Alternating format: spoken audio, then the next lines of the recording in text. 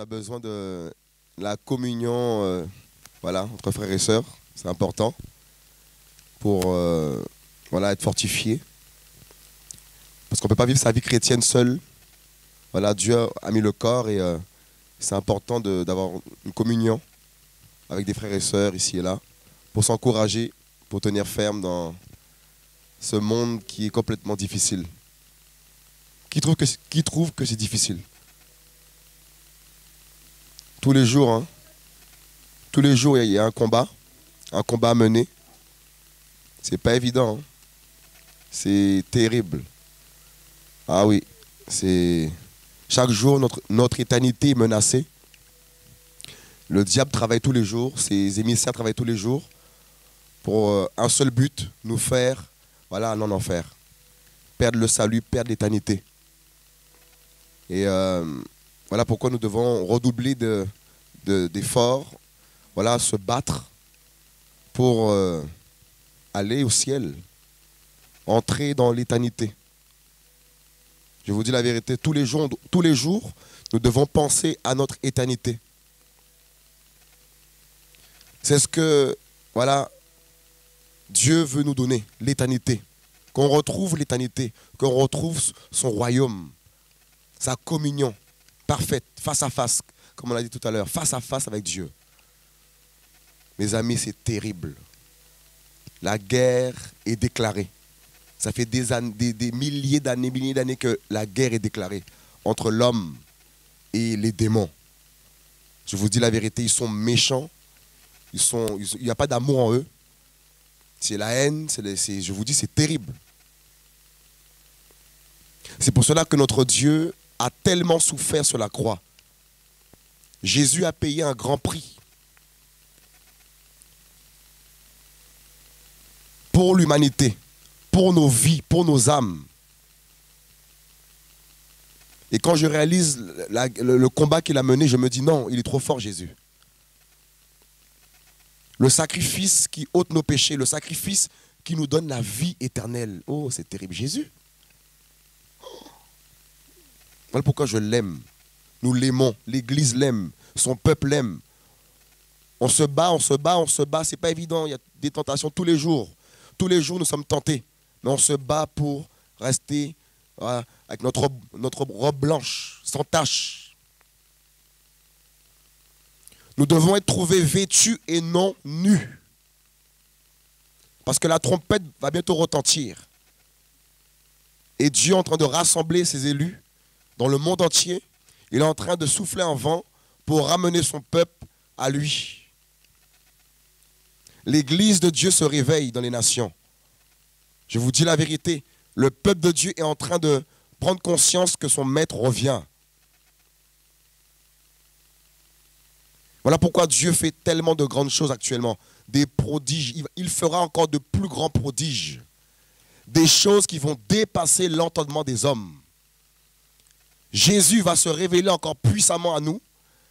Il va encore libérer des âmes, des malades. Je vous dis, ça va être terrible. Nous serons choqués de la puissance que Dieu va déverser sur son Église. Nous arrivons dans un temps où ce n'est plus des blablabla.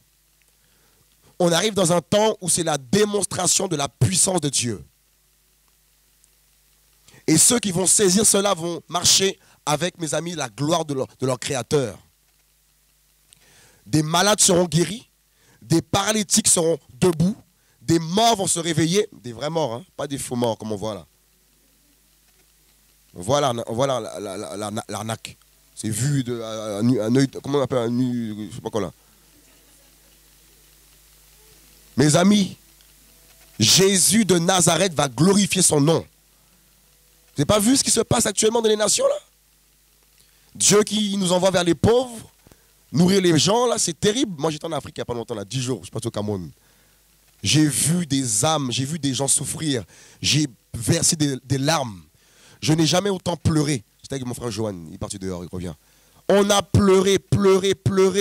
Je n'ai jamais vu des gens souffrir comme ça, mes amis. Jamais vu des enfants manger du riz le matin. Jamais vu des rues comme c'était dans cet état-là. C'est grave.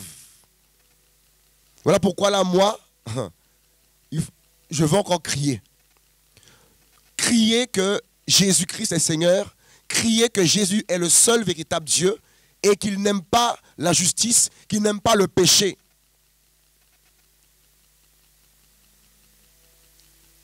Mes amis, une prise de conscience pour nos vies personnelles. Nous devons avoir la mentalité de guerrier. Une mentalité où il faut persévérer. Une mentalité où il faut être déterminé. Pour atteindre l'objectif. Nous serons dans son royaume pour l'éternité. Et la Bible dit qu'il n'y a ni juif ni grec, ni femme ni homme. Nous serons un. C'est terrible. Nous sommes comme des anges dans le ciel. J'ai hâte d'aller au paradis. J'ai hâte d'avoir mon corps nouveau. Ma demeure là-bas, là, je ne sais pas, ça sera placé où. Je ne sais pas, ça sera à côté de Moïse, je ne sais pas, c'est pas Pierre, Paul. Ce n'est pas des blablabla. Il y a 3 semaines ou un mois, Jésus il a guéri une sœur là, qui a perte de sang. J'étais choqué. La Bible est vraie. Oh, ça m'a choqué. J'ai dit non, Jésus là. J'ai pris conscience encore que là, Dieu, il faut s'attacher à lui. Ce n'est pas un jeu.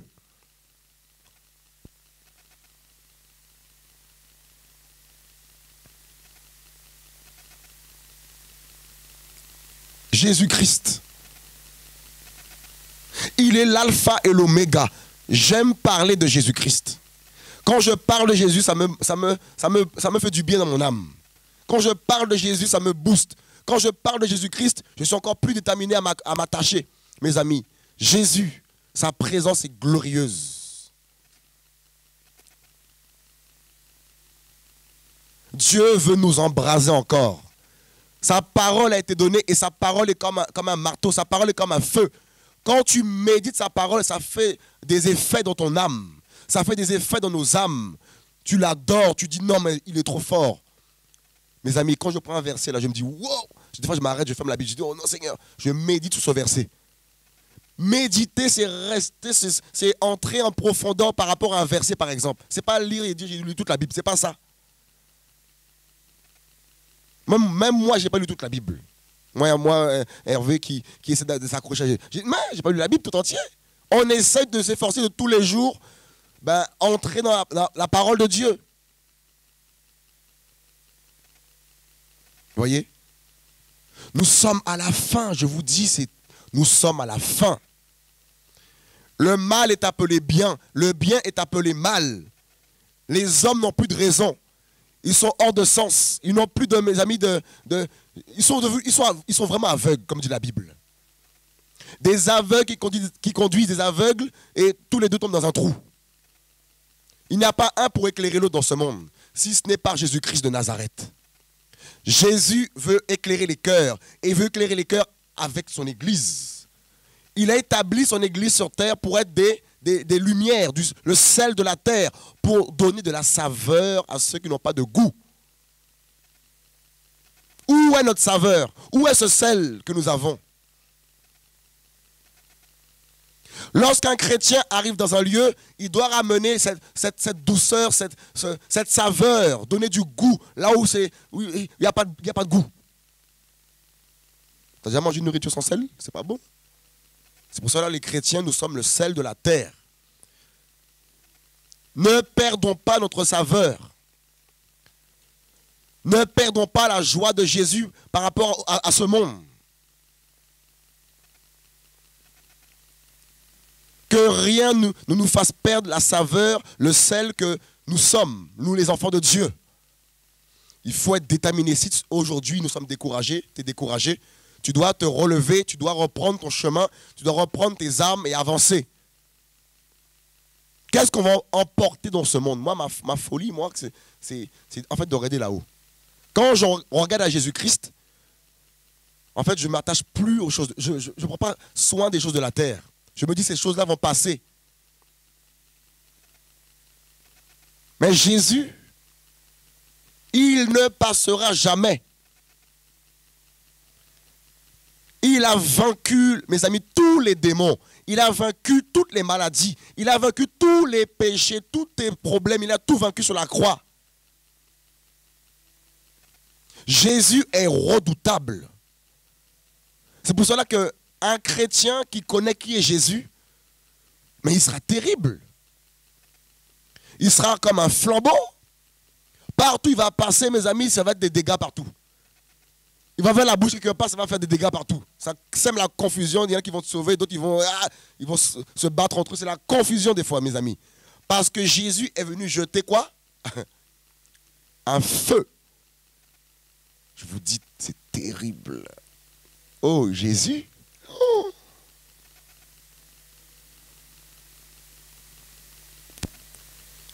Il est tout puissant. L'homme de Galilée. Voilà pourquoi nous devons nous exposer tous nos soucis, tous nos affaires, tout déposer devant son trône, parce que tu es sa fille, parce que tu es son fils. Qu'est-ce qu'un père ne peut pas faire pour son fils, si Dieu est notre père? Que ne peut-il pas faire pour nous? Il peut tout pour nous. Mais des fois on est attardé, on s'attarde sur les choses sur lesquelles Dieu, pour lui, c'est des choses qu'il ne veut pas pour toi, il ne veut pas pour nous. Des choses futiles. Lui, il a un autre plan pour toi. Lui, il a autre chose à te donner. Mais parfois, nous voulons souvent les choses sur lesquelles Dieu ne prend pas son temps, perd pas son temps. Recherchons ce qui est bon pour nous. Connaître Dieu. Connaître Jésus. Connaître son cœur, son amour, c'est magnifique. Moi, ce qui me tient aujourd'hui, c'est son amour. Aimer bon Dieu. En créole, ça veut dire j'aime Dieu. De là où il m'a retiré, de là où il m'a pris, j'étais dans une poubelle. Nous étions dans la poubelle. Il a fait ses courses dans les poubelles, le Seigneur. Il a pris tous les pécheurs là, que nous étions. Et il a fait de nous des hommes à son image, des femmes à son image. Il nous a habillés. Il a dit, tiens mon amour, tiens ma foi, tiens tout de moi, mon héritage. Mais beaucoup ne veulent pas de l'héritage de Dieu. Beaucoup préfèrent l'héritage de ce monde. L'héritage de ce monde qui est en train de flétrir, qui se détruit. Une génération complètement perdue. J'étais en Afrique, là, j'ai vu cette génération. Je me suis dit, mais il y a trop d'injustice. Trop de pillage, trop de meurtre, trop de viol, trop de mépris. Et je vous dis la vérité, le Seigneur rendra un jugement à tous ceux qui ont fait tous ceux qui ont fait le mal, là, Dieu va les juger. On voit des enfants orphelins, tout ça, des mamans qui abandonnent leurs enfants, c'est grave. Comment on peut abandonner son fils, sa fille, tout ça, c'est grave. Heureusement, Dieu a dit que nous ne devons pas oublier les veuves et les orphelins. Et la mission de l'Église, c'est de penser aux veuves et aux orphelins. Et je crois ici, il y en a qui vont ouvrir des associations ici, là. Je vous dis la vérité. Pour aider les gens. C'est qui veut faire ça ici? Il y en a ici, il y en a plein, il y en a plein ici, il y en a encore. C'est qui? Ben ouvrez, il faut vous faire. Vous avez l'aval de Dieu, le mandat de Dieu. Ouvre et travaille pour ton père, travaille pour ton roi. Il y a un vent qui souffle. Et les enfants de Dieu vont être animés de la folie de Yeshua de Nazareth. Ils vont crier là où ils sont, ils vont crier. Dieu va t'attraper dans les trains, dans les bus, partout où tu vas passer. Dieu il va te faire crier. Parler. On va te dire, tais-toi, tu vas parler. Parce que le feu de Dieu va t'accompagner. Le feu de Dieu va allumer tes entrailles. Là, tu ne vas pas te taire. Tu veux ton baptême? Il veut son baptême? Non?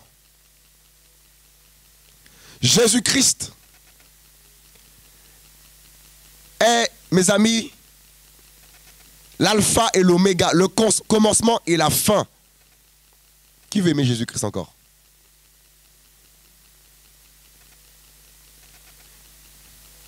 Qui sait combien de fois Jésus-Christ doit revenir? Combien de fois il est venu et combien de fois il reste encore à revenir? Qui le sait? Vous savez pas? Il est venu une fois il y a 2000 ans. Non, il y a encore... Combien? 2 fois. On va parler de ça là. C'est terrible. Les avènements de Jésus-Christ. C'est terrible. Il est venu... On va prendre la Bible. Alors j'étais derrière, je ne vais pas trop parler. Je dis, oh Seigneur, tout ça, c'est pas évident. C'est pas évident. Papa prend toute la place, papa, on n'est rien. Papa, au nom de Jésus. On n'est que des hommes, papa, au nom de Yeshua, papa. C'est par ton esprit qu'on peut être fort, Seigneur mon Dieu, au nom de Jésus, papa. Nous sommes que des hommes, papa, on n'a rien. C'est toi qui as toutes choses, papa, au nom de Jésus. Merci, papa. Waouh. Il est bon, Jésus. Matthieu.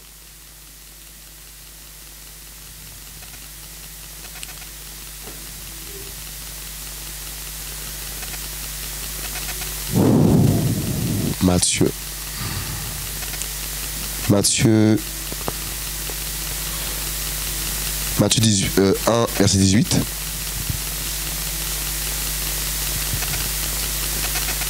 Excusez-moi, non, on va prendre Ésaïe d'abord. Excusez-moi. Ce que beaucoup d'hommes n'ont pas compris, c'est que beaucoup de personnes n'ont pas saisi que Jésus est Dieu. Mais c'est une grâce de l'avoir compris ça. Est-ce qu'on réalise que c'est une grâce? Parce qu'on aurait pu dire non, c'est qu'un homme, tout ça. Mais dire ça, mes amis, c'est rater le ciel. Minimiser Jésus-Christ, limiter Jésus-Christ, mais c'est rater le ciel.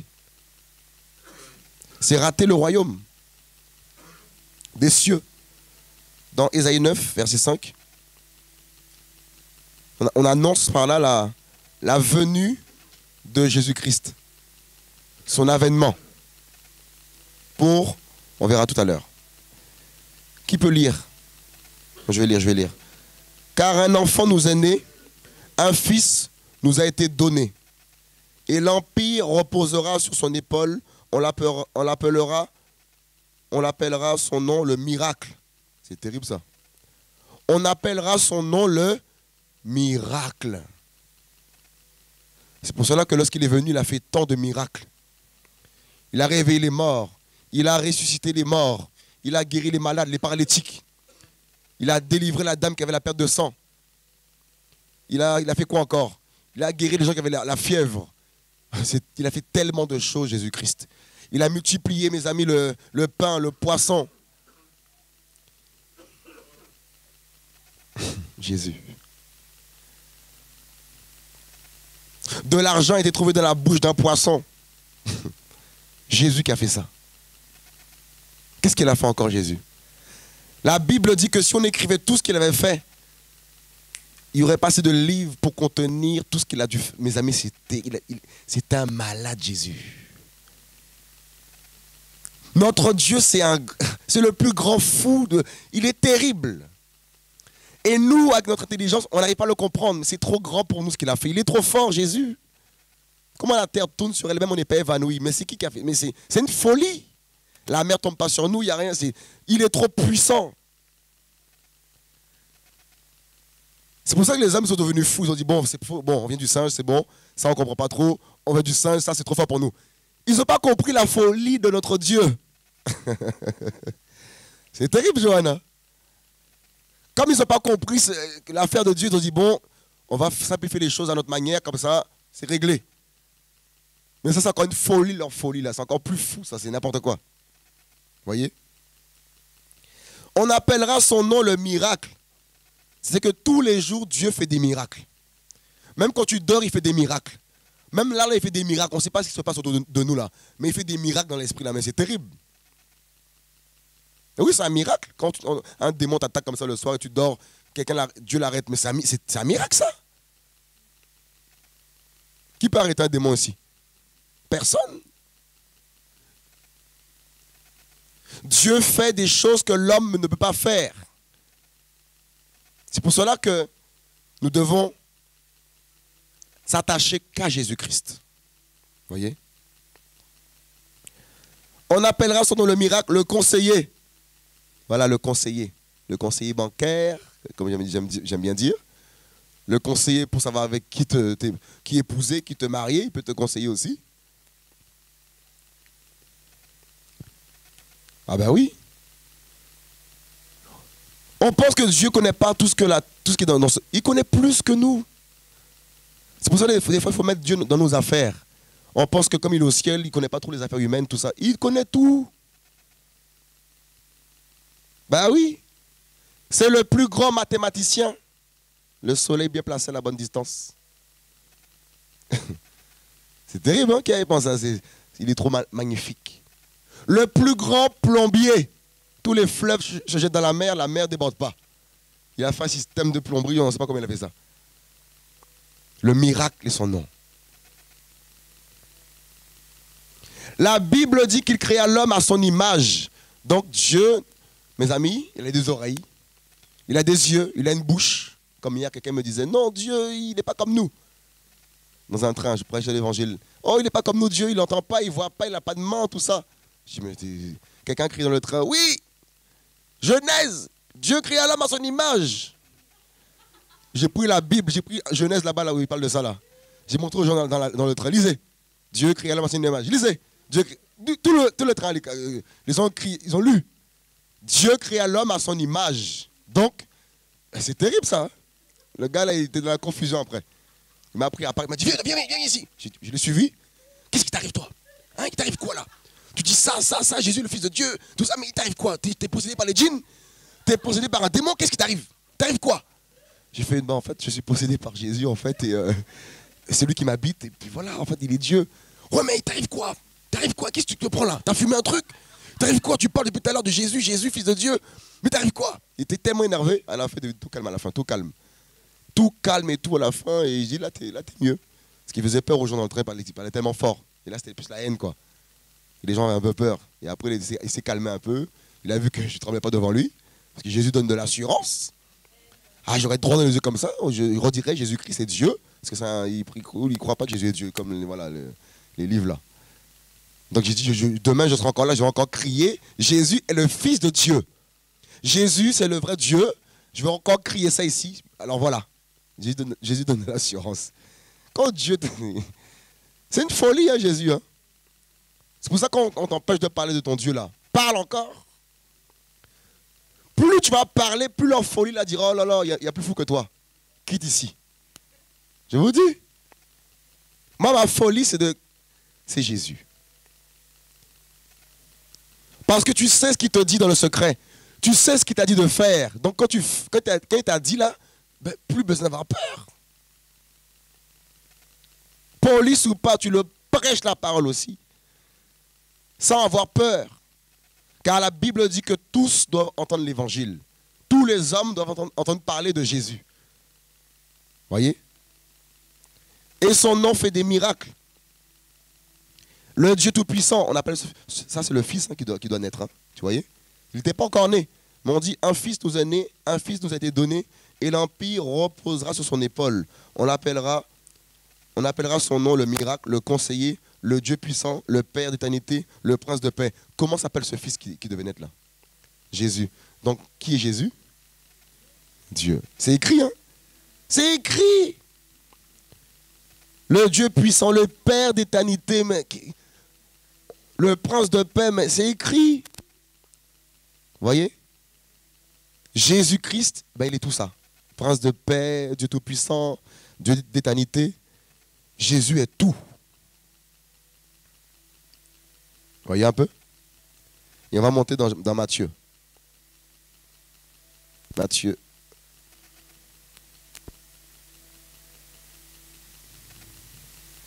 Voici de quelle manière, Matthieu 1, verset 18, voici de quelle manière arriva la naissance de Jésus-Christ, comme Marie, sa mère, ayant été fiancée à Joseph, se trouva enceinte par le Saint-Esprit, avant qu'ils aient habité ensemble. Joseph, son époux, qui était un homme juste et qui ne voulait pas l'exposer à une disgrâce publique, résolut de la répudier secrètement. Mais comme il y pensait, voici l'ange du Seigneur lui apparut en songe et lui dit, « Joseph, fils de David, ne crains pas de prendre avec toi Marie, ta femme, car ce qui a été engendré en elle est du Saint-Esprit. Elle enfantera un fils et tu lui donneras le nom de Jésus, car c'est lui qui sauvera son peuple de ses péchés. Voilà la mission que Jésus-Christ avait. Sauver son peuple de ses péchés. Et dans Jean, là-bas, on dit qu'il est venu chez les siens et les siens ne l'ont pas reçu. Donc, qu'est-ce qu'il a fait?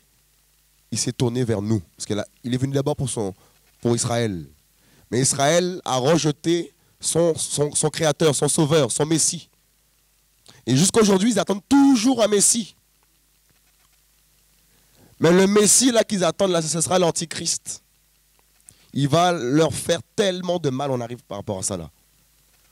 Notre Messie est déjà venu. Dans Jean 4 aussi là-bas, la femme samaritaine, elle a reconnu. Mais beaucoup l'ont rejeté. Beaucoup n'ont pas cru que c'était le sauveur. Ils ont regardé l'apparence. Ils ont minimisé, mes amis, le sauveur de l'humanité. Et c'est l'erreur que l'homme fait. L'homme regarde souvent l'apparence. Beaucoup vont te rejeter parce que tu es peut-être de telle couleur de peau, telle couleur de peau. On va dire, ah non, Dieu ne peut pas l'utiliser celle-là. Oh non, c'est pas ça. Dieu fait ce qu'il veut. Avec qui il veut, où il veut.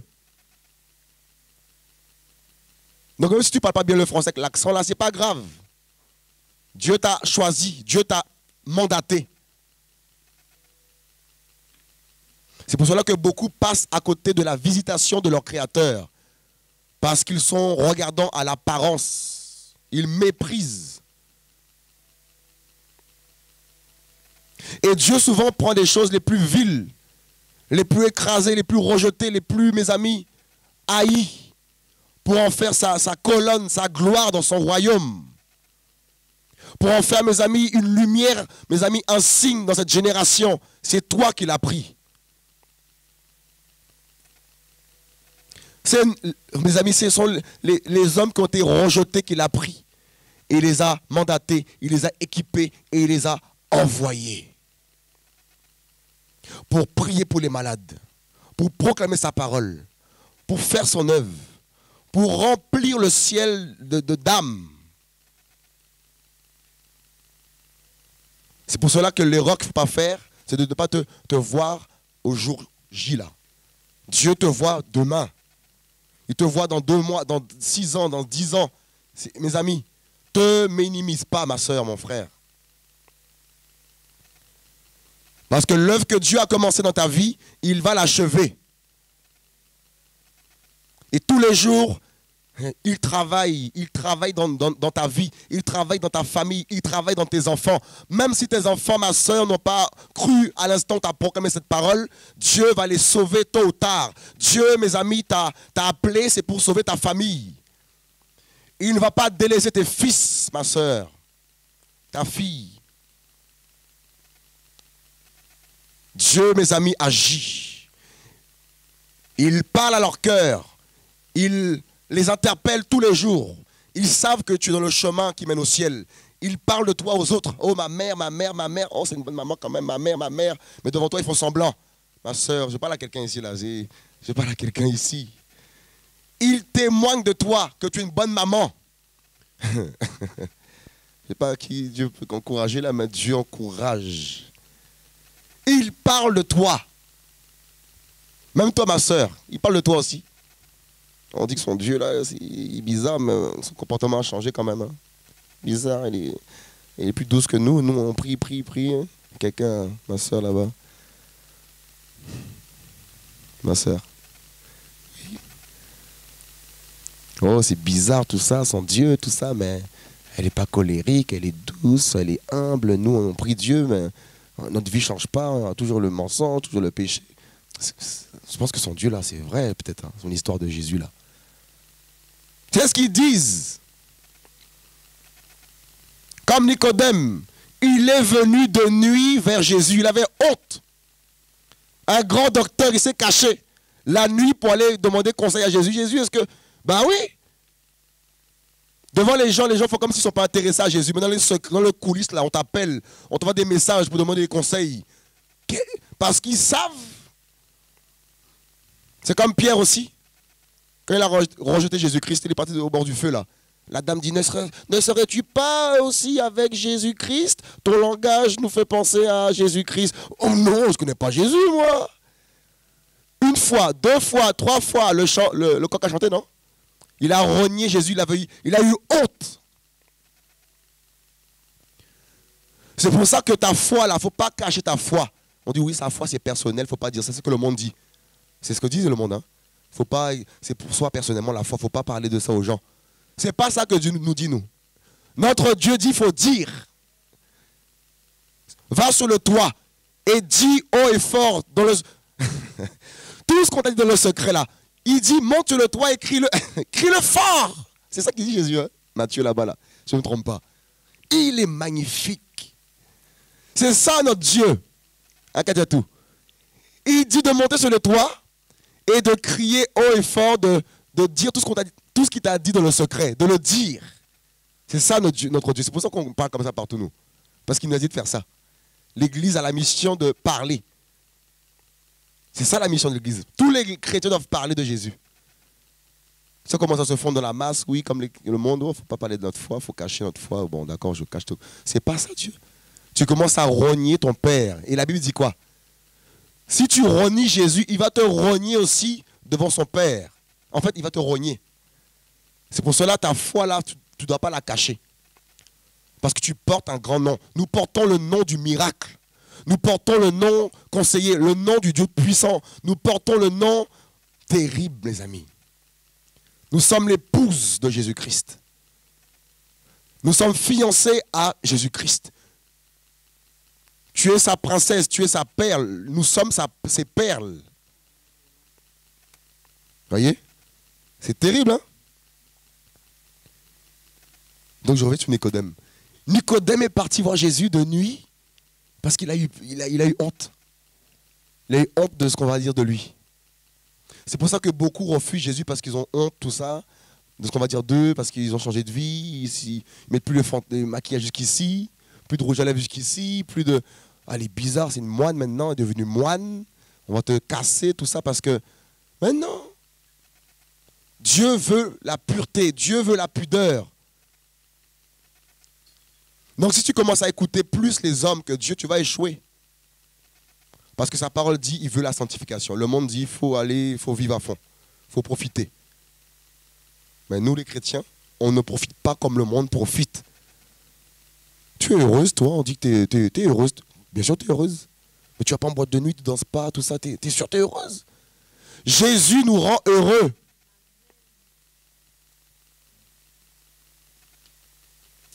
Si nous sommes encore là, c'est parce qu'il nous rend heureux tous les jours. Le monde nous appelle, mais l'appel de Jésus-Christ est plus grand que l'appel du monde. C'est pour cela que les brebis, on n'a pu que suivre la voie du bon berger. Il nous a arrachés, mes amis, de ce monde, et il nous a cachés en lui. Nous sommes cachés en Christ. Nous sommes bénis de toute bénédiction spirituelle dans les lieux célestes. Tu es béni, ma soeur, même si tu n'es pas riche comme le monde, tu es béni. Quand tu as un problème, tu pries, le démon part. On t'attaque le sort, tu pries, tu chasses ça. C'est ça la bénédiction. Tu as l'autorité. Et dans Genèse, Dieu a donné aux hommes l'autorité. Il a dit aux hommes, dominez sur toute la terre. Dominez sur les animaux, dominez. L'homme doit retrouver sa position de domineur ou dominateur, ou je ne sais pas quoi là, par rapport sur le péché, sur les serpents. Et dans Luc 10, là-bas, il dit, il nous a donné le pouvoir de marcher sur les scorpions et les serpents. Voilà notre bénédiction. Moi, je suis béni. Hein? Nous sommes bénis. Voyez? Verset 22. Tout cela arriva afin que fût accompli ce que le Seigneur avait annoncé par le prophète. Voici la Vierge deviendra enceinte, elle engendra un fils et lui donnera le nom d'Emmanuel, ce qui signifie Dieu est... Là, c'est fini. Dieu est venu pour nous sauver, pour donner son sang pur, un sang sans péché sur la croix. Là, c'est simple. Là, rien que ce verset-là, il est Dieu. Dieu avec nous. C'est ça, hein? C'est terrible. Donc, notre Père, notre chéri d'amour, a quitté les anges au ciel pour venir sur terre dans un corps semblable au nôtre pour nous libérer. Il fallait un sacrifice, il fallait un agneau, sans tache, sans défaut, pour payer, mes amis, la rançon, pour nous racheter, pour que nous soyons vivifiés, pour que nous soyons ressuscités et que nous partions au ciel, dans le royaume du Père, dans la gloire de notre Papa d'amour. Il y aura des chants terribles qui vont parcourir les jardins, là, ça va être terrible. Des chants, des mélodies, tout ça. Oh, c'est terrible. C'est terrible, hein? Les mélodies vont traverser nos âmes, là, ça va être terrible. Et j'en suis sûr que Jésus va chanter aussi. Oh non, non. Il va chanter. Imagine-toi Jésus qui chante là. Waouh! Oh, il est sur son trône et il chante. My God. Avec sa voix de tonnerre, sa voix de feu, sa voix là, my God. Et il chante, il chante, il chante, il chante. Oh, et là c'est terrible, hein? Vous voyez que des fois quand les frères et sœurs chantent, là tu dis, waouh, oh, mon frère chante encore. Ça c'est un homme, c'est qui chante ça. Mais quand on va entendre notre Dieu chanter au ciel, mais ça va être terrible. Bon, l'orchestre, jouez-moi cette mélodie-là. Et il commence à chanter. Chante. Oh! Assis sur son trône gigantesque, avec des tonnerres, des éclairs, et il chante. Il chante. Il chante. Ça fait des explosions. Pouf, pouf, pouf, pouf, et waouh! Quel orchestre! Mes amis, là, je parle de ça, mais je suis encouragé moi-même. C'est terrible. J'aime trop Jésus. Oh, j'aime sa présence. Ça fait du bien. Ça nous renouvelle. Ça encourage sa présence. Ça nous nettoie. C'est un truc de fou. Voyez? Et il dit, verset 24, Joseph s'étant donc réveillé de son sommeil, fit ce que l'ange du Seigneur lui avait ordonné et il prit sa femme. Vous voyez, il n'est pas parti avec sa femme. C'était sa fiancée, il n'est pas encore marié. Donc, Joseph, il craignait Dieu. Hein? Il craignait Jésus. Vous voyez comment il craignait Dieu? C'est pour ça, avant le mariage, là, il ne faut pas, dans les fiançailles, là, il ne faut pas toucher à son conjoint, il ne faut pas toucher. Il faut le mariage, c'est important. Mais il ne la connut pas jusqu'à ce qu'elle ait enfanté son premier-né, auquel il donna le nom de Jésus. Jésus est né. Et la mission de Jésus, c'était de mourir sur la croix pour nous libérer du péché. Voyez? On va prendre acte. Acte 1. Qui est encouragé quand même? On est encouragé? Amen. Moi aussi, je suis encouragé. Acte 1.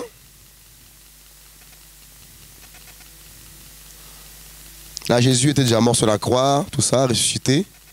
Et quand il est ressuscité, il a apparu à plus de 500 personnes à la fois. Ça, c'est encore magnifique. Il est Dieu. Vous voyez? Acte 1, verset 10. Et comme, ça c'est qui ça? Il y avait les disciples, je crois, les disciples. Et comme ils avaient les yeux fixés vers le ciel, à mesure qu'ils s'en allaient, c'est Jésus qui remonte au ciel, ils avaient les yeux fixés vers le ciel à mesure qu'ils s'en allaient. Voici deux hommes en vêtements blancs se présentèrent devant eux et leur dirent, hommes galiléens, pourquoi vous arrêtez-vous à regarder au ciel?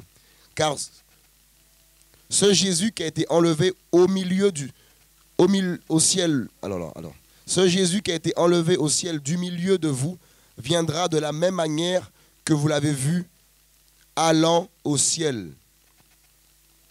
Alors ils retournèrent à Jérusalem de la montagne appelée la montagne des Oliviers, qui est près de Jérusalem. Voyez? Donc Jésus va revenir de la même manière qu'il est parti au ciel. Donc on voit par là qu'il doit revenir.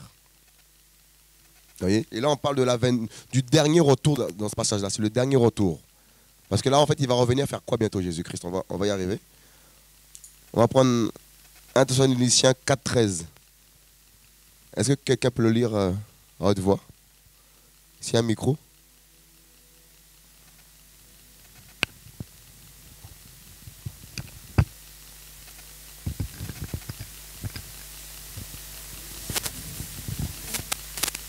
Un Thessaloniciens 4,13. Or, mes frères, je ne veux pas que vous soyez dans l'ignorance au sujet de ceux qui dorment, afin que vous ne soyez pas attristés comme les autres qui n'ont pas d'espérance.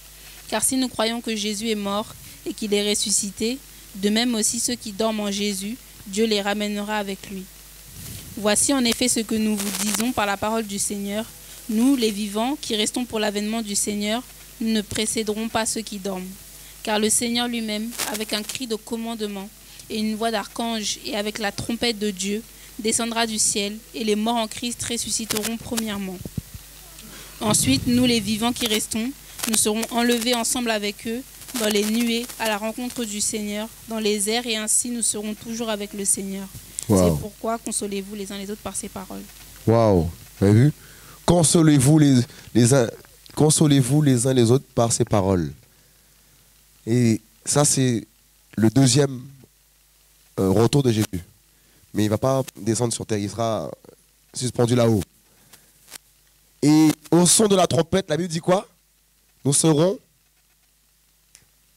enlevés. Nous serons épargnés de la colère à venir, dont parle 1 Thessaloniciens 5, verset 9. La colère, mes amis, de Dieu. Comme Noé, épargné du déluge. Comme Lot, à Sodome, qui a été épargné. Mais la femme, là, sa femme là, qui s'est retournée, là, elle avait encore un désir pour le monde. Statue de sel. Vous voyez? C'est pour ça que lorsque Dieu nous sort du monde, tu ne dois plus regarder en arrière aux choses que tu faisais auparavant, qui peuvent être dans ton cœur comme un désir. Tu dois regarder à la Nouvelle Jérusalem. Tu dois avoir les yeux fixés vers la montagne sainte, la montagne de Sion, là où Dieu habite.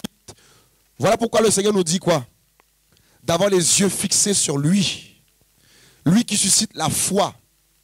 Car lorsque tu n'auras plus les yeux fixés sur le Seigneur, tu vas commencer, mes amis, à commencer à aimer le monde, à aimer cette génération. Et dans Jean 1,15, 1 Jean 15, je ne me trompe pas, la parole dit, n'aimez point le monde et ce qui est dans le monde. Vous voyez?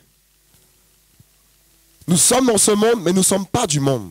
C'est pour cela que, étant dans ce monde, on doit vivre des pèlerins et des voyageurs, comme si on doit retrouver notre demeure céleste. Là où Papa nous attend. Là où les anges nous attendent. Dans l'éternité de notre Dieu. Dans la paix, Jésus-Christ de Nazareth. Vous voyez un peu? C'est terrible, hein? En un clin d'œil. Et dans 1 Corinthiens 15, 51, on parle en un clin d'œil, on sera changé. En un clin d'œil, qui peut le prendre? 1 Corinthiens 15, 51, s'il vous plaît.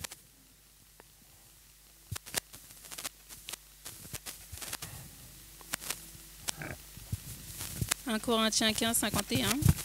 Voici, je vous dis un mystère, nous ne dormirons pas tous en effet, mais tous nous serons transformés. En un instant, en un clin d'œil à la dernière trompette. Car la trompette sonnera et les morts ressusciteront incorruptibles et nous serons transformés. Car il faut que le corruptible revête l'incorruptibilité et que le mortel revête l'immortalité. Lorsque ce corruptible aura revêtu l'incorruptibilité et que ce mortel aura revêtu l'immortalité, alors cette parole de l'Écriture sera accomplie. La mort a été engloutie dans la victoire. Ô enfer, où est ta victoire? Ô mort, où est ton aiguillon? Or l'aiguillon de la mort, c'est le péché, et la puissance du péché, c'est la loi. Mais grâce soit rendue à Dieu qui nous a donné la victoire par notre Seigneur Jésus-Christ. C'est pourquoi, mes frères bien-aimés, soyez fermes, inébranlables, abondants toujours dans l'œuvre du Seigneur, sachant que votre travail ne sera pas inutile dans le Seigneur. Waouh! Vous avez vu ça un peu? 1 Corinthiens 15, 51. En un clin d'œil, nous serons changés. Nous serons transformés. Nous serons enlevés, mes amis. Nous partons au ciel. Vous voyez? Et ensuite, on va prendre notre passage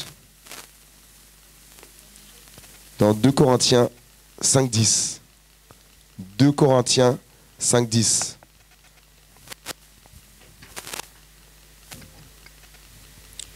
« 2 Corinthiens 5.10 Car il nous faut tous comparaître devant le tribunal de Christ, afin que chacun reçoive selon les bonnes ou les mauvaises choses qu'il aura pratiquées, étant dans son corps.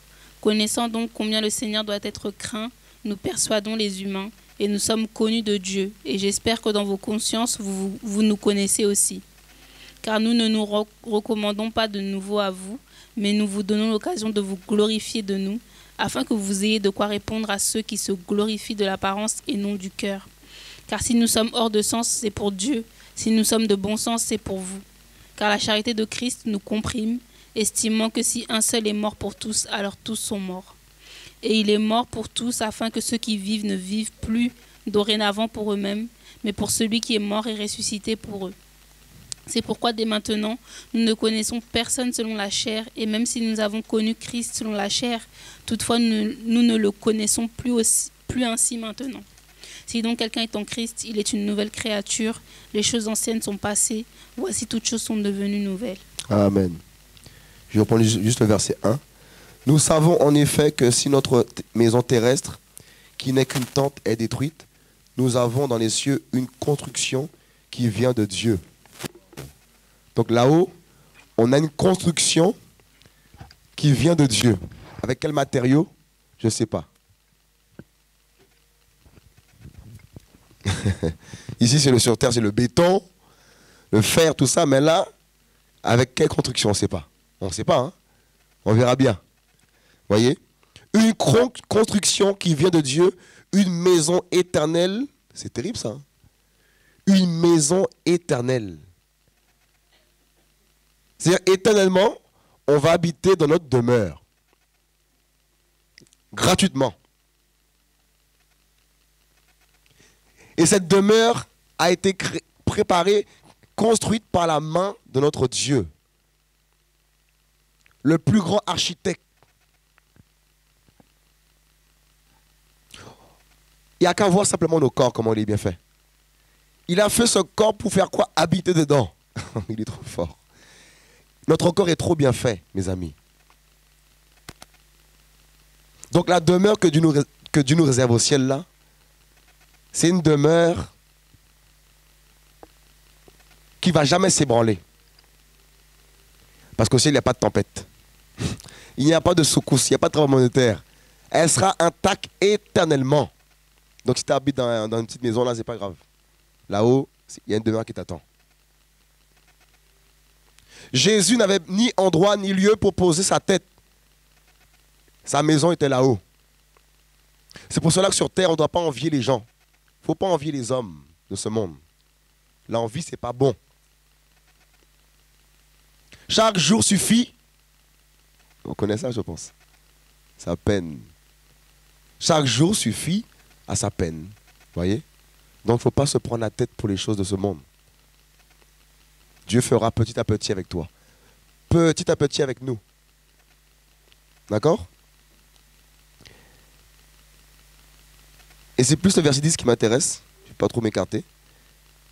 Car il nous faut tous comparaître devant le tribunal de Christ afin que chacun reçoive les bonnes ou les mauvaises choses qu'il aura pratiquées étant dans son corps.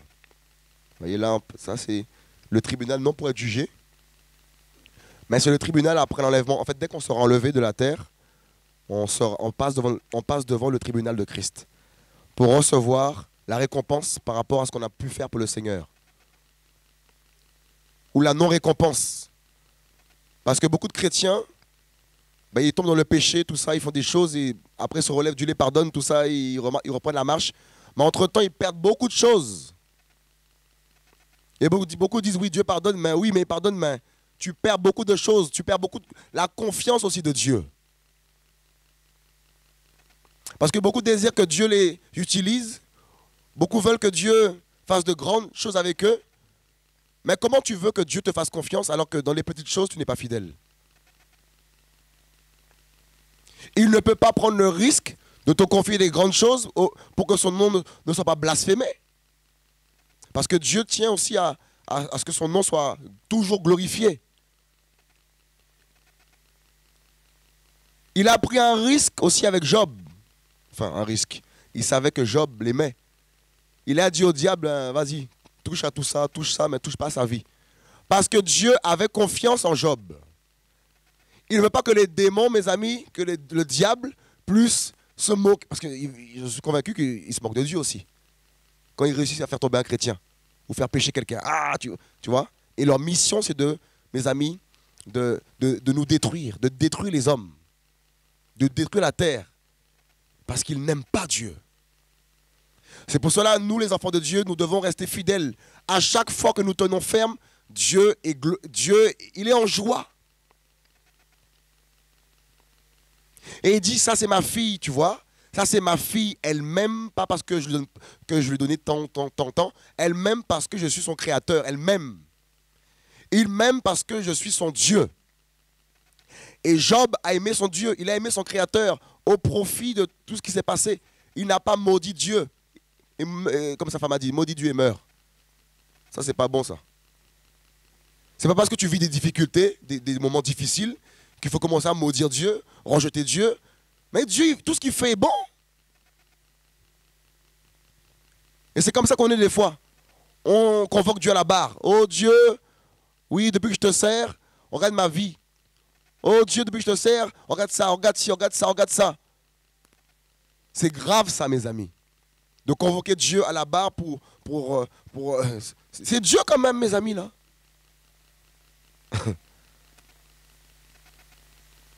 Nous avons affaire à l'architecte, nous avons affaire à notre père, à notre père. Donc voilà pourquoi nous devons bénir Dieu.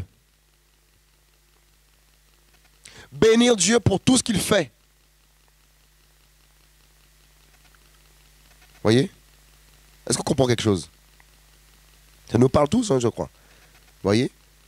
Car il nous faut tous comparaître devant le tribunal de Christ, afin que chacun reçoive les bonnes ou les mauvaises choses. C'est-à-dire que nous serons couronnés, tout ça, les récompenses, tout ça, par rapport à ce qu'on aurait pu faire sur la terre.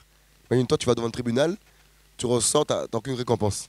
Mais tu es au ciel, mais tu n'as pas de récompense. C'est terrible, hein? C'est pour ça que ceux qui travaillent pour le Seigneur, ceux qui craignent Dieu, qui obéissent à Dieu, comme tout à l'heure dit ma sœur, Nicole, l'obéissance vaut mieux que tous les sacrifices. Et c'est en étant obéissants que nous serons aussi récompensés. Parce que lorsqu'on obéit à Dieu, on fait tout ce qu'il nous dit de faire. De ce fait, tu seras récompensé. Mais quand il y a la désobéissance là, eh bien, tu perds beaucoup de choses. Nous perdons beaucoup de choses. Vous voyez un peu? Donc dans les petites choses, il faut être fidèle. Dieu te dit d'arrêter de parler avec cet homme, eh bien, tu dois arrêter de parler avec cet homme, même s'il n'y a rien, tu dois arrêter de parler avec lui. Parce que Dieu sait demain, qu'est-ce qui va se passer. Chacun prend sa parole, moi aussi je prends, prenons tous la parole pour nous. Y a pas, on est tous dans le même sac.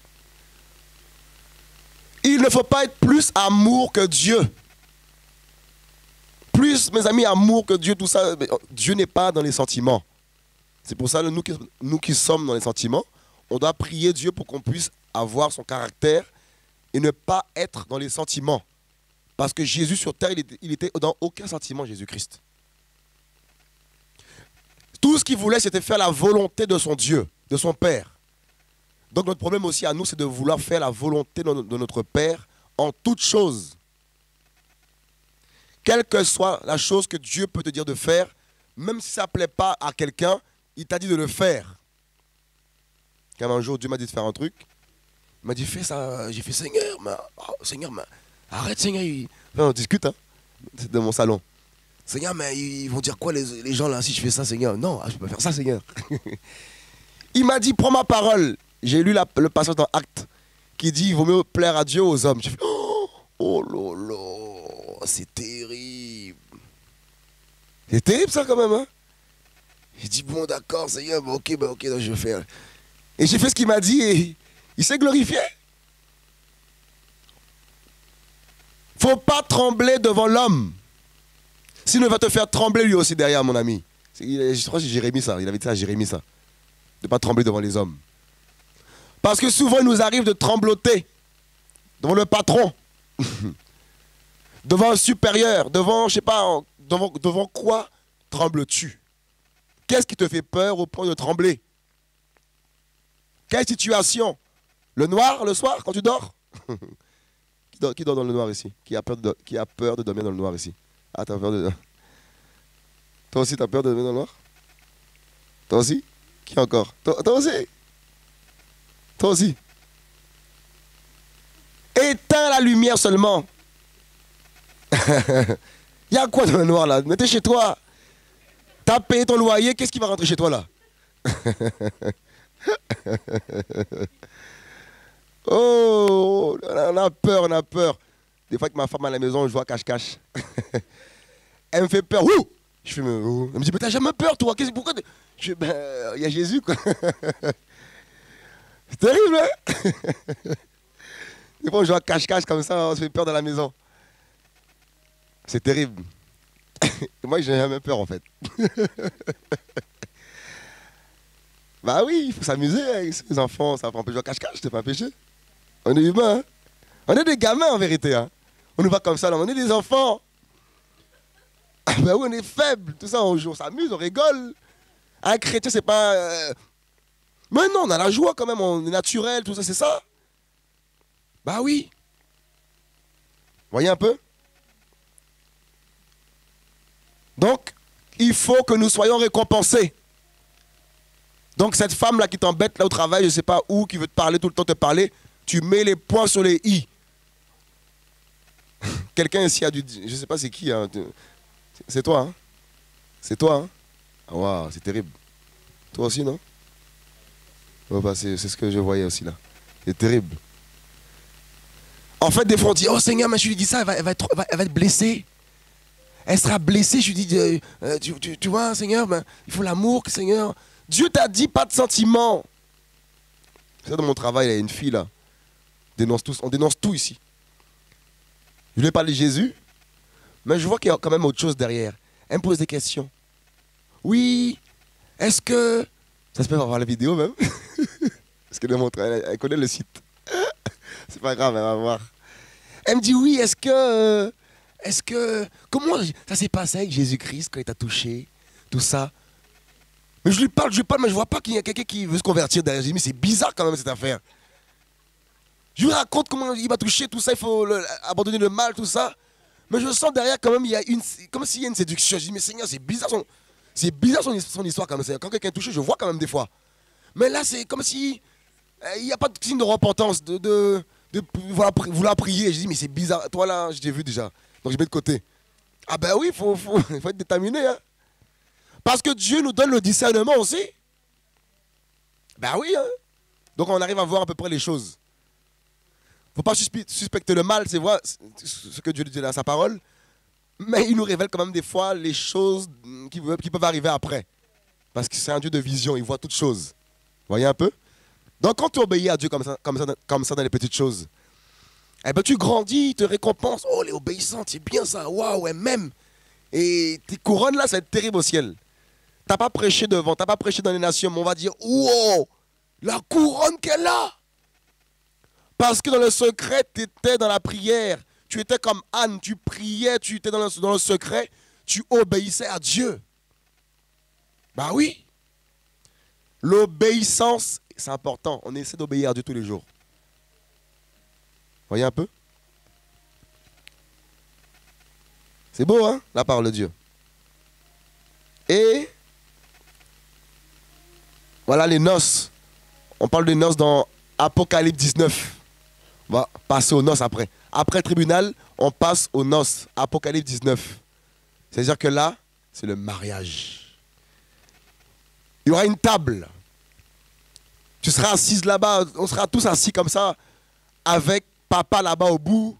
Les anges seront debout là-bas, ils vont nous servir. Et la mariée sera assise sur la table. On va manger, on va faire la fête. Ça va être, oh, c'est magnifique. Mariage avec Jésus-Christ. Qui veut se marier avec Jésus? Amen. Il est merveilleux. Voyez un peu? Et comme j'ai dit tout à l'heure, dans 1 Thessaloniciens 5, verset 9, il va y avoir la colère à venir. Et la Bible nous dit que nous ne sommes pas destinés à la colère. Qui le savait ça? Nous ne sommes pas destinés à la grande tribulation. Voyez? Noé, c'est un exemple merveilleux. Noé n'a pas, comment dire, il n'est pas mort dans le déluge, il a vécu. Voyez, le jugement est tombé, Noé était sauvé. Et dans Apocalypse 16, si je ne me trompe pas, on parle des 7 coupes de la colère de Dieu qui vont s'abattre sur la terre. Ça, c'est aussi la colère. Il y aura le jugement de Dieu et l'antichrist qui va persécuter ceux qui n'ont pas reçu la marque de la bête, ou les juifs, tout ça, ils seront persécutés. En fait, lorsqu'il y aura l'enlèvement, écoutez bien, lorsqu'il va y avoir l'enlèvement, il y aura une fausse paix qui sera mise en place. C'est-à-dire que lorsque l'enlèvement va avoir lieu, il va y avoir un chaos terrible sur terre. Vous comprenez, vous savez ces choses. La terre sera dans le chaos. Des voitures vont s'écraser. Nous, les chrétiens qui vont conduire sur l'autoroute, on sera partis. La voiture dans le chaos. L'avion qui tombe. Imaginez-vous le pilote qui part là. C'est terrible, hein? Quelqu'un pense qu'il va en voyage, tout ça. Le pilote enlevé, l'avion tombe. Boum. C'est terrible. Un train, pareil. Le conducteur du train, il craignait Jésus-Christ. Le TGV. Il arrive à Gare Saint-Charles, c'est où ça? Marseille. Il rentre, vous voyez quand il rentre en gare là, boum! Imaginez-vous le chaos comme ça dans le monde entier. Ça va être terrible. Qu'est-ce qu'il y a encore comme engin? Un tracteur. Le conducteur craignait Jésus-Christ. Le tracteur, il continue son chemin. Il rentre dans un village, ça casse tous les... C'est terrible, hein? Les femmes enceintes là, qui seront là avec leur bébé dans le ventre là. Bébé, enlevé. Imaginez-vous les cris qu'il va y avoir là, dans le monde entier, au même instant. Donc tous les télés vont parler de tous ces chaos actuellement là. Ils vont dire quoi? Les extraterrestres sont venus chercher ces personnes. C'est pour ça qu'on parle de E.T., E.T. Tous ces films là qui ont préparé l'intelligence des hommes, Independence Day, tout ça là, les vaisseaux spatials, c'est faux ça. C'est Jésus qui va venir chercher ses bien-aimés. Il va venir chercher son peuple qui l'attendait dans la sainteté, dans la sanctification. Ils seront pris en un clin d'œil. Donc en un clin d'œil fou. Oh. Je crois hier j'allais au travail. Je dormais dans le train. J'ai dit Seigneur là je dors là, je parle à personne, je dors moi. Je me suis mis à dormir dans le train. Je vous dis la vérité, j'ai senti mon corps aspirer vers le haut. Je me suis dit, oh, il se passe quoi ici? Donc l'enlèvement, ce serait comme une aspiration là, dans un clin d'œil fouf. Je me repens papa de tous mes péchés au nom de Jésus-Christ. Quand ça arrive là, je pars. Mes amis, il faut avoir un cœur sincère devant Dieu. Tous les jours se remettre en question. C'est important. Donc en un clin d'œil, on partira le chaos sur terre. Et nous sur terre, on ne saura pas ce qui se passe. On passe devant le tribunal, récompense. Maintenant, l'orchestre va jouer la musique et on passe aux noces de l'agneau. Et pendant 7 ans, on sera là-haut. Daniel 12, Daniel 11 en parle. Pendant 3 ans et demi, il y aura la paix sur terre, une fausse paix pendant 3 ans et demi. Et 3 ans et demi après, la grande tribulation va commencer, mes amis. Vous voyez un peu?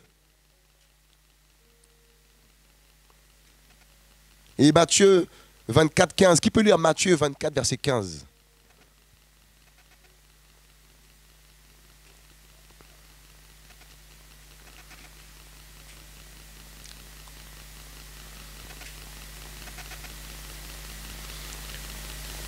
Matthieu 24.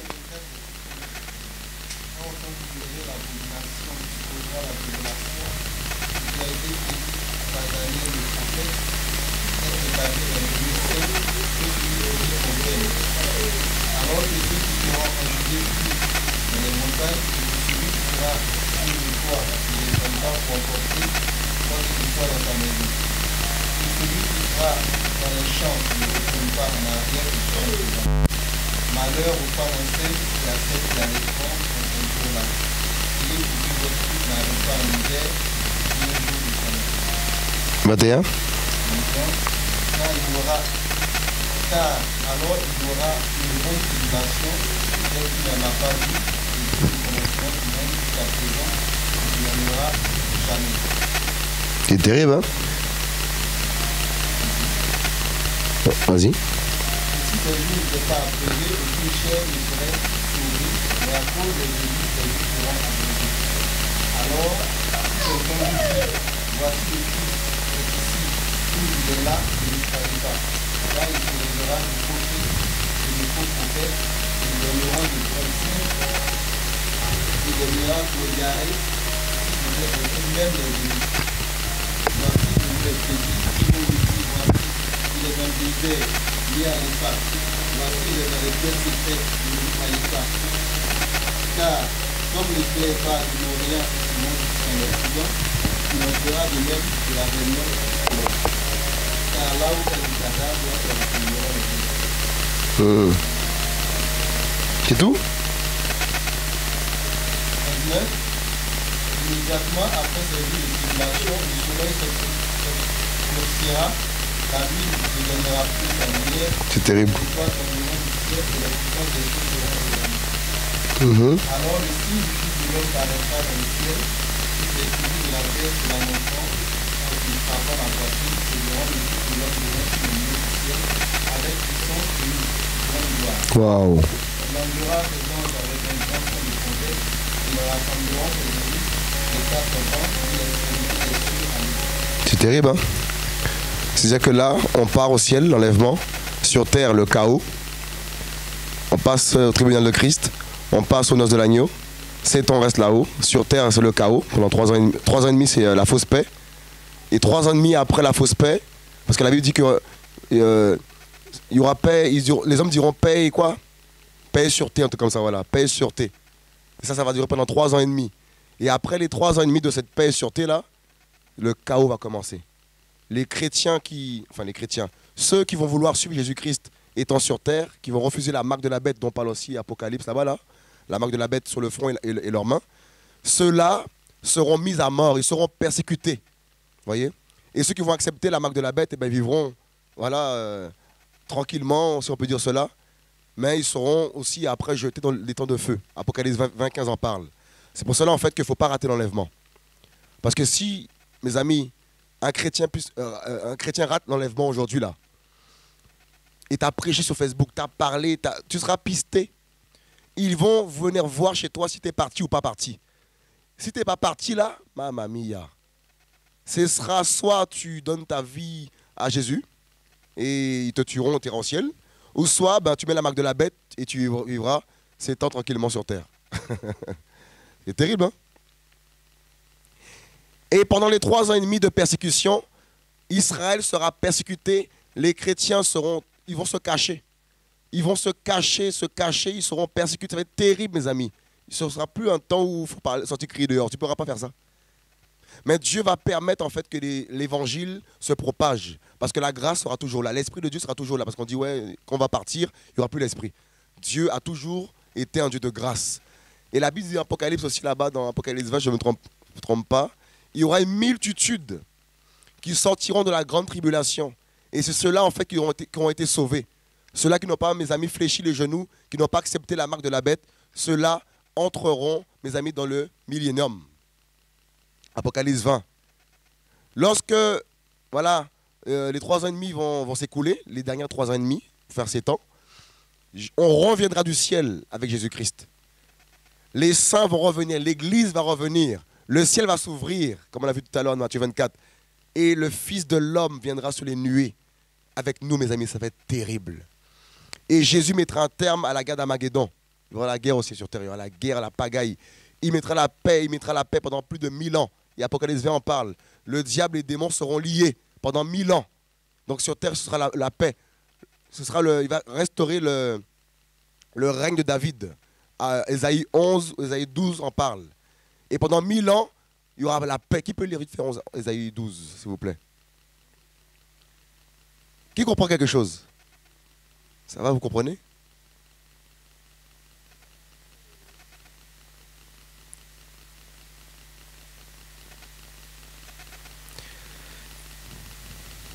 Ésaïe 12.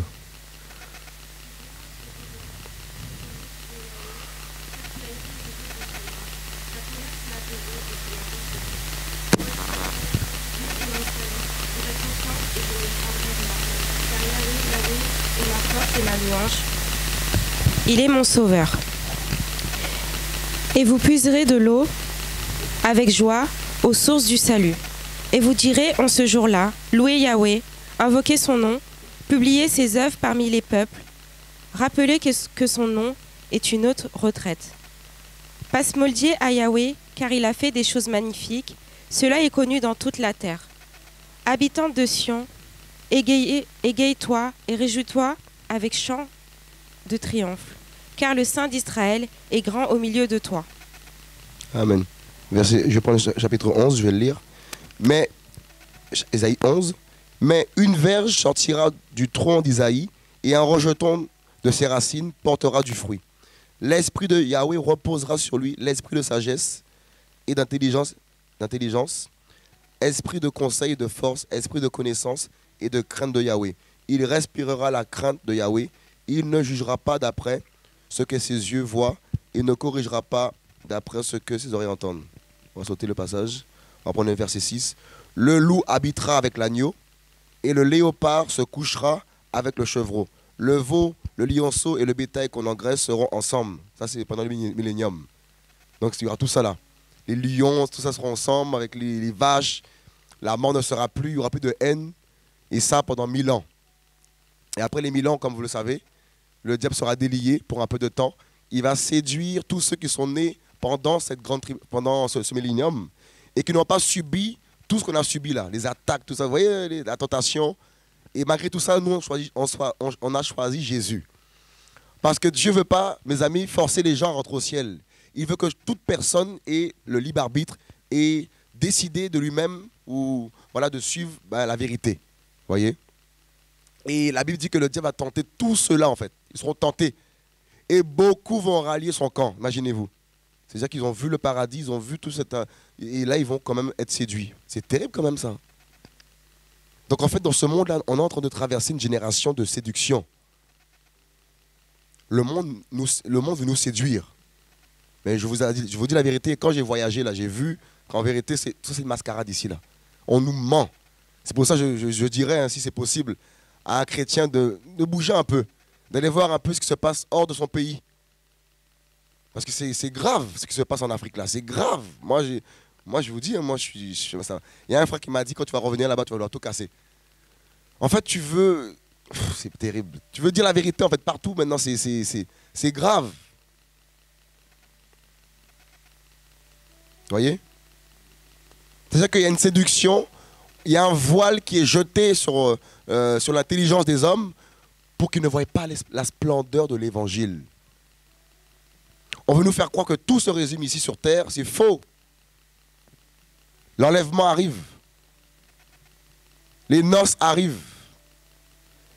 Et c'est-à-dire que ton bailleur là, quand tu vas partir à l'enlèvement là, il va taper son loyer là.